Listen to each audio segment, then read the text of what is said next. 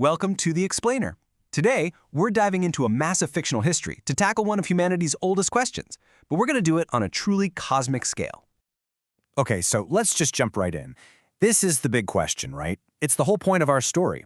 It's about this multi-century-long search for a system, a government that can actually last, even when technology and humanity itself changes into something we can barely recognize. So our story kicks off after a total global collapse. Humanity is shattered, and it reforms into three competing superpowers. And the thing is, each one was absolutely convinced it had the one true blueprint for how civilization should work.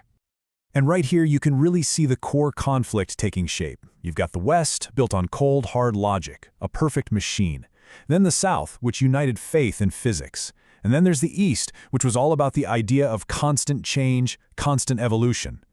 Now, Inducio had this fascinating idea. To put it in today's terms, they thought that trying to create a perfect, smooth, flawless system was just foolish. Why? Because smooth things shatter.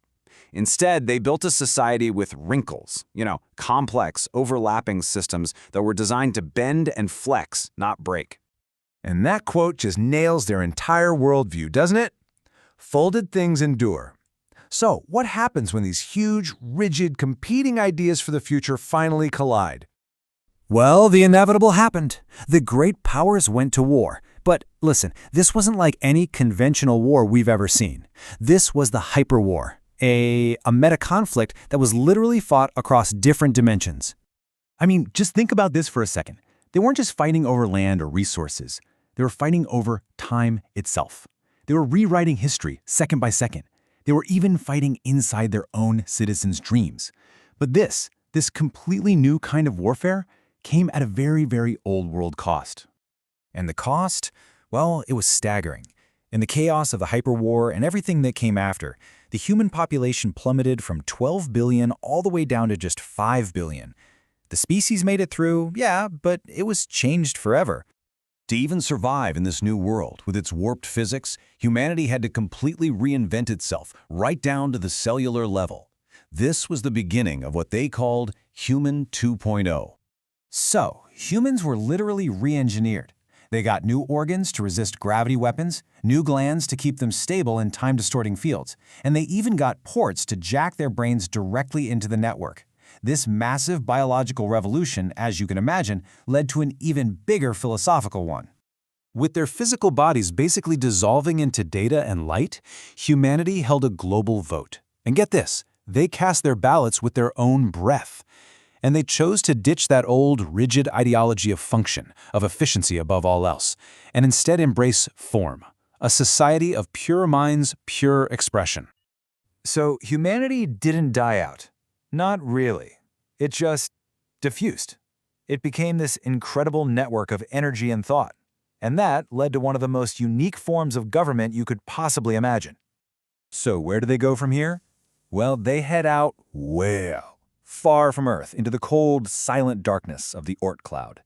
And there the survivors created something entirely new, a secular, organic government that thought of itself not as a state, but as a garden. Their laws weren't written down in some dusty book. They were living principles that they actually cultivated, like plants. Ideas like forgiveness, transparency, and humility, they became the literal architecture of their government. It's just beautiful. But, even this beautiful, poetic way of life was an extreme. It wasn't the final answer. After centuries of trial and error, humanity was finally ready to pull together everything it had learned into one final, lasting form.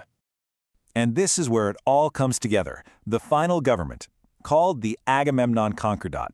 It was built on a brand new and totally radical philosophy, a single rule that changed, everything. Let me say that again. Manage systems and groups. Do not manage individuals. In other words, the government's job wasn't to police people. Its job was to design and maintain the architecture of society, the power grids, the information networks, the economic flows. Think about what that quote means. This idea completely reshaped their whole concept of justice.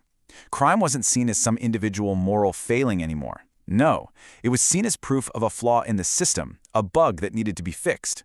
And to make sure it all stayed in balance, the entire government was built on this brilliant design. It's called the dyadic principle. They made sure no single power could ever act alone. Every force was paired with its opposite, the executive branch with the legislature, ethics with the law, the needs of the present with the plans for the future.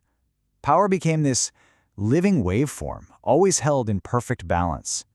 And you can see here just how it worked. Every single major function of the state was the product of a dialogue, a conversation between two opposing forces.